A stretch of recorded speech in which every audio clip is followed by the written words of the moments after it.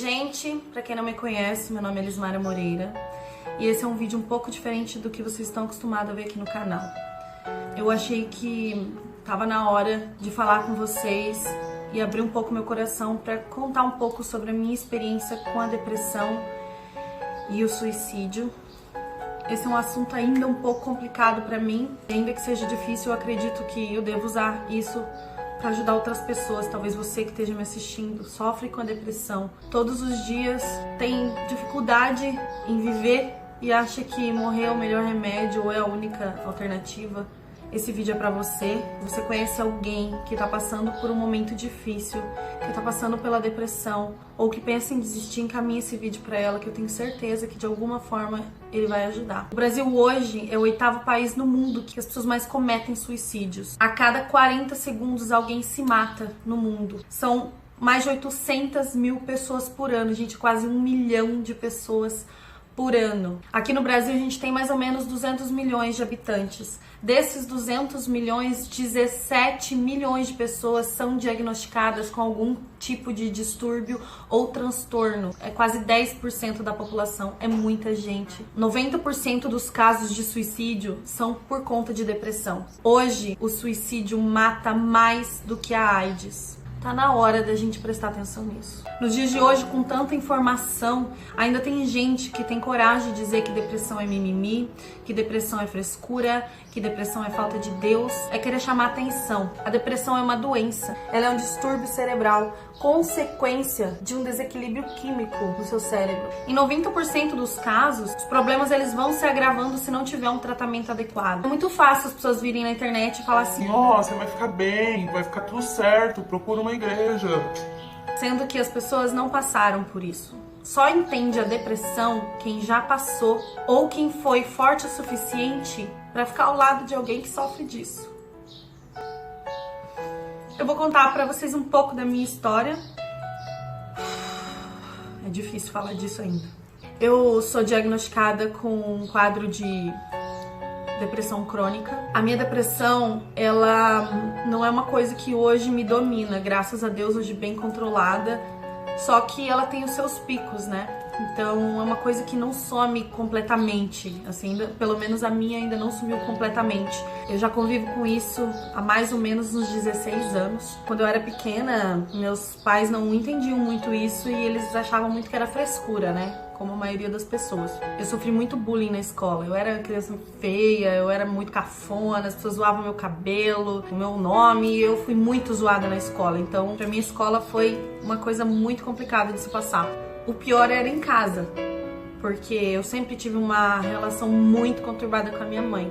E antes de mais nada, eu quero pedir pra vocês de coração, assim, que independente do que eu for dizer aqui, eu peço que vocês não julguem a minha mãe, porque hoje eu entendo ela. Eu fui a primeira filha, ela não sabia bem como me criar. E ela teve uma infância muito difícil, porque essa dor foi minha, esse sofrimento foi meu e eu perdoei. Então, dava muito, porque eu queria ser inteligente. Na minha cabeça, se eu fosse inteligente, as pessoas iam parar de fazer bullying comigo, iam parar de me incomodar na escola, sabe? E eu ia trazer orgulho pra dentro de casa. Então, na minha cabeça, era isso que eu tinha que fazer para as coisas melhorarem. Só que não adiantava muito, porque a minha mãe chegava na escola pra pegar meu boletim e as pessoas falavam: meu Deus, essa menina é muito inteligente, mas ela conversa demais na aula, porque ela aprende rápido e daí ela começa a conversar. Aí, ao invés da minha mãe me parabenizar pelas minhas notas, chegava em casa e ela me batia, porque eu era uma menina que na cabeça dela tava fazendo ela passar vergonha na escola, ou sempre era essa comparação entre eu e a minha irmã, que eu tinha que ser como ela. Eu odiava limpar a casa quando eu era pequena, então eu apanhava muito pra limpar a casa, e minha irmã já era muito mais dona de casa, então ela queria que eu fosse esse tipo de criança, mas a minha personalidade é totalmente diferente e ela não conseguia entender isso, então isso ia me frustrando, começou a me frustrar aí. As coisas só se agravavam dia após dia. A minha mãe muitas vezes falava assim que eu não ia ser ninguém, porque eu dava muito problema. E as palavras que ela me dizia me magoavam muito. Eu sei que ela falava da boca pra fora, mas doía. Falava muito que eu devia ter nascido morta, que ela devia ter me abortado, que eu devia morrer, que eu devia sumir. E o meu maior problema começou a ser instalado aí, que foi a rejeição. Eu me sentia muito rejeitada pela pessoa que mais eu queria ser amada, sabe? Era muito difícil.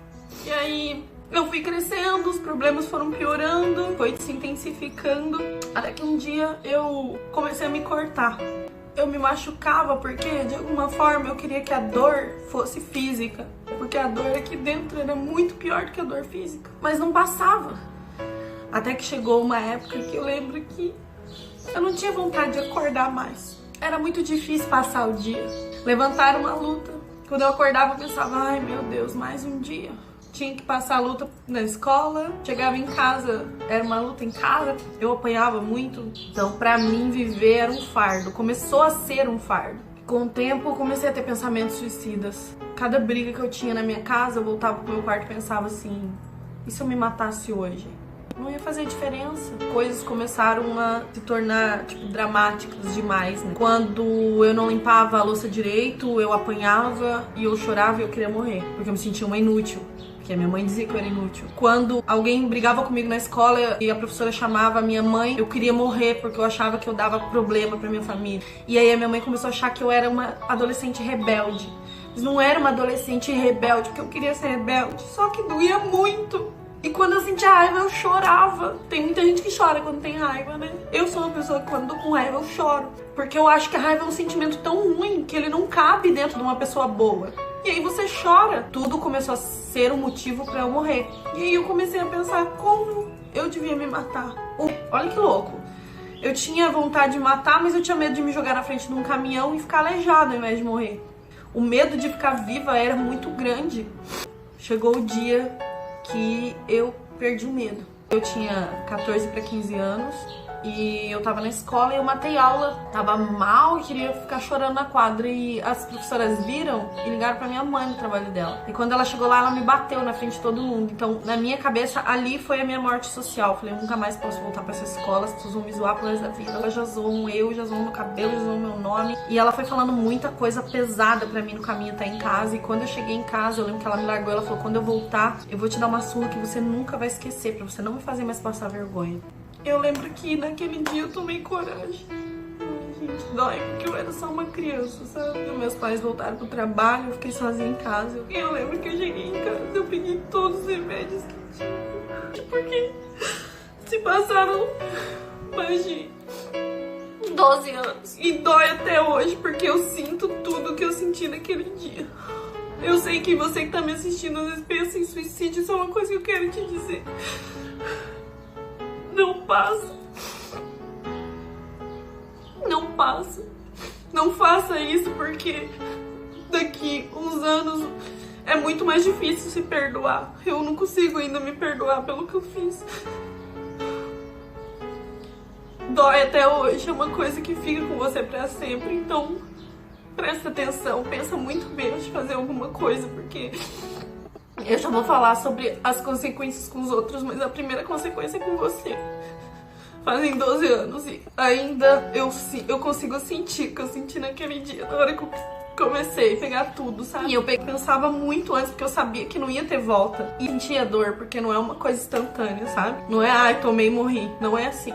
Eu liguei pra empresa do meu pai, porque eu queria me despedir dele. E eu lembro que a minha mãe atendeu o telefone. Eles trabalhavam na mesma empresa. E ela falou assim, o que você quer, desgraça? Eu falei, eu não quero falar com você, eu quero falar com meu pai. Aí ela pegou e falou assim, quando eu chegar em casa você já vai ver como é que você vai falar com seu pai. E aí eu desliguei o telefone e eu falei, eu quero morrer agora. Eu fui, peguei um copo de que boa e eu lembro que eu coloquei, na hora que eu coloquei, pra vocês terem uma ideia, eu nem vomitei aquela que boa.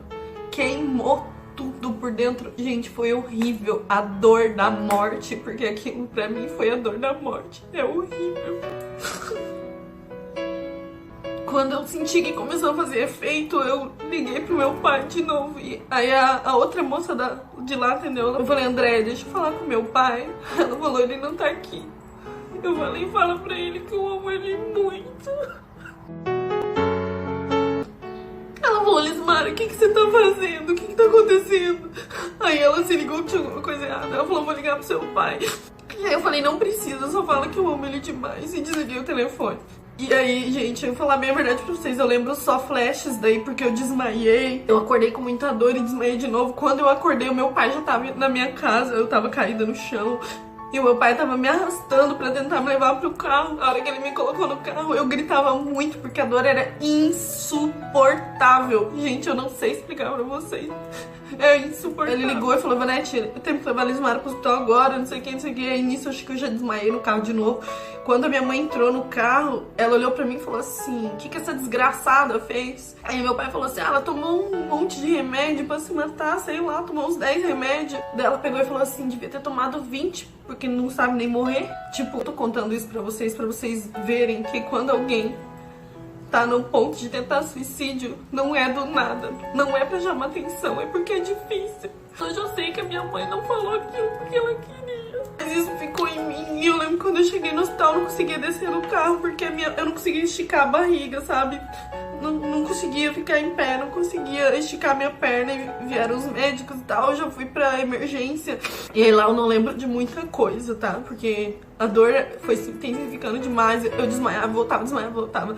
E quando eles foram fazer a lavagem estomacal, eu lembro que eles colocaram uma sonda no meu nariz que ia até o meu estômago. Só que aquela sonda era maior do que o buraco no meu nariz, então eu não conseguia engolir a sonda, ela não passava por ali, é uma sonda que passa por aqui, pela sua garganta, pelo esôfago, vai lá no estômago. Eu não conseguia engolir a sonda, daí eles foram pro outro lado, meu nariz sangrava muito. Aí eu senti que ia morrer. Na minha cabeça eu pensava assim, meu Deus, agora vai, agora eu vou morrer. Em nenhum momento eu pensava, eu vou me salvar, eu quero me salvar. Eu não queria me salvar. Vocês têm ideia do que é uma pessoa... O corpo humano, ele é projetado pra viver. Se você um dia se jogar num rio e você começar a se afogar, a primeira coisa que o seu corpo vai fazer é tentar voltar, tentar respirar. Então, pra chegar no ponto da pessoa querer se matar e levar isso adiante, ela tem que estar num poço muito profundo. Então, e eu lembro que eu não queria que eles me salvassem. Eu falava, eu não quero viver. E a enfermeira falando pra mim, você precisa engolir a sonda. E eu não queria engolir. Eu lembro que eu demorei muito pra engolir aquela sonda. Chegou uma hora que a dor foi tão intensificada que eu dei uma engolida e desmaiei. Aí eu não lembro como foi o procedimento, porque eu só lembro quando eu voltei pro quarto. Quando eu cheguei no quarto, a minha tia foi lá, ficou um pouco comigo e tal, mas teve que sair porque tinha os horários pra eu poder ficar ali, né? E a minha tia saiu do quarto, eu caí em choro, porque eu comecei a pensar que eu era tão inútil que eu não conseguia nem morrer. E naquele momento, entrou o médico na sala, ele olhou pra mim muito calmo, e ele falou assim, por que você fez isso? Você é tão jovem. E aí eu me abri pra ele, eu falei, olha, vou falar bem a verdade pra você, eu não sei porque eu vim pro mundo, eu não sei porque eu vivo, eu não tenho vontade de viver. Se viver, sofrer, eu não quero viver. E ele falou assim, aí ele pegou e botou a mão assim na máquina de batimentos. Ele falou, você sabe o que é isso aqui? Aí eu falei, sei, são os meus batimentos. Ele falou, não, isso aqui é um resumo da vida. Eu falei, como assim? Aí ele foi com o dedo assim, ó, gente, na máquina. Ele falou assim, na vida, se você não tiver altos e baixos, você morre. Ele falou assim, você não tá sozinho. E aí você vai entender por que você tá passando por tudo isso. Você só não pode desistir, ele falou. E aí eu senti uma calmaria muito grande. E ele saiu do quarto. Eu comecei a chorar muito e uma enfermeira entrou no meu quarto pra fazer o meu curativo. E quando ela entrou, eu lembro que eu falei assim, enfermeira, como é o nome do médico que acabou de sair daqui? Aí ela falou, que médico? O médico ainda não veio te ver. Eu falei, não, será que não era enfermeiro então? O rapaz acabou de sair daqui. Ela falou, como que ele era? Aí eu peguei 10 características físicas dele. E daí, gente, eu juro pra vocês, eu lembro como se fosse hoje a cara que ela fez, o jeito que ela falou, eu lembro tudo. E ela olhou pra mim e falou assim, amada, eu tô aqui do lado de fora do seu quarto o tempo todo. Ninguém entrou aqui. Quando ela falou isso, eu me calei, eu não entendi e eu nunca contei isso pra ninguém. Naquele dia eu cheguei na minha casa e os meus pais não falaram do assunto. A única coisa que meu pai falou, ele olhou pra mim e falou, Lismara, quer dizer que você não queria estar aqui com a gente hoje? Eu falei, não. Ele falou, por quê? Você tem tudo. Esse é um grande erro das pessoas achar que só sofre de depressão quem não tem família, quem passou por um luto. Depressão não escolhe ninguém. E nunca mais, gente, até o dia de hoje, nunca mais os meus pais tocaram nesse assunto na minha casa. Eles nunca falaram comigo, porque eu sei que eles talvez não tenham preparo pra isso, mas nunca minha mãe chegou e falou assim, filha, você tá bem? Você quer conversar? Eu encontrava esse apoio nos meus amigos, de verdade. Eu sei que hoje você não vê uma saída. Eu sei que hoje você não vê um motivo pra continuar. Eu sei que você hoje acha que a sua dor é tão grande que ninguém vai entender ela ou que você nunca vai conseguir deixar a dor embora. Eu sei que é difícil pra você ouvir isso, mas vai passar. Eu entendo você. Eu passei por isso, eu sinto isso todos os dias. Olhe nos meus olhos agora, entendo o que eu vou te dizer. Você importa, a sua vida importa, você tem valor pra mim, você tem valor pra Deus.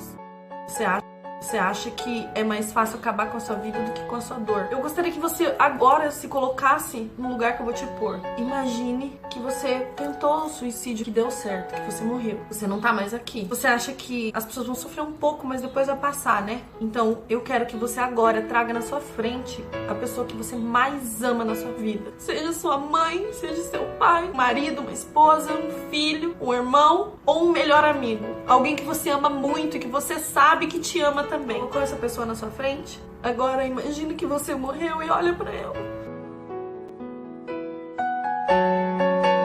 Eu já perdi uma pessoa pro suicídio. E não é você que morre.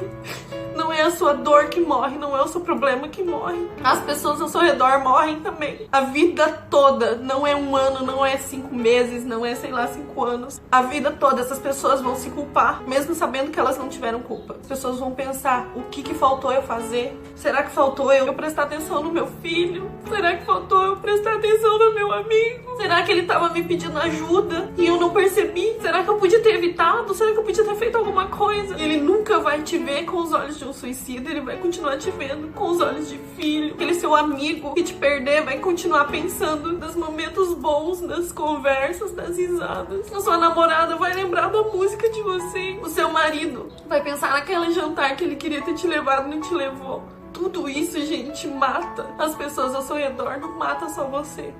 Não tenha vergonha de dizer que você precisa de ajuda. Você precisa falar com alguém. Não se isole. Não ache que o mundo tá contra você. Procure ajuda. Se você precisar se medicar, se medique. Se você achar que você vai encontrar um caminho em Deus, procure a Deus. Eu encontrei em Jesus. Eu tô usando essa camisa amarela hoje da Jornada Jovem, que foi um movimento que eu comecei a participar, que mudou a minha vida. Eu sei que muita gente... Eu tô aqui pra falar pra você que Deus não desistiu de você. Ele não esqueceu de você. Ele não esqueceu de mim no momento que eu esqueci dele. Ele tava comigo, ele cuidou de mim, ele me deu uma segunda chance, até mesmo quando eu não queria mais. E eu duvido que esse Deus que não esqueceu de mim, eu duvido que ele esqueça de você. Como diz a música, não importa quem você é, não importa o que você fez, Jesus conhece o seu interior, ele sabe da tua dor, fala com ele. Você acha que Deus não te escuta? Porque as coisas estão difíceis, eu quero que você preste muita atenção no que eu vou falar agora. É justamente pelo buraco da ferida que a luz entra em você. Eu precisei passar por tudo isso na minha vida pra hoje entender, perdoar a minha mãe, porque eu entendi que ela também estava ferida e que ela não conseguia ver a minha. Mas Deus viu e Ele colocou pessoas na minha vida que viam também.